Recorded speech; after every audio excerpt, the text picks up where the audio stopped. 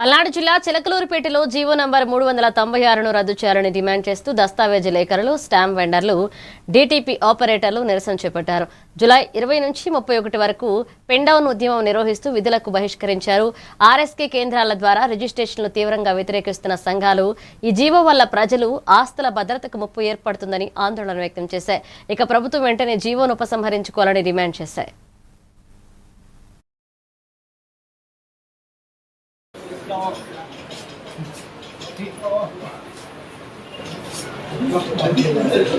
వృత్తికి భంగం కలిగే విధంగా గవర్నమెంట్ తీసుకొచ్చినటువంటి జియో 396ని వెంటనే రద్దు చేయాలనుకుంటున్నాం. ఈ దస్తావేజు లేఖర్లందరూ ఈ జియో వలన చాలా మంది రోడ్డు పడతారు. అదే లక్షలాది కుటుంబాలు రోడ్డు మీదకు వస్తాయి.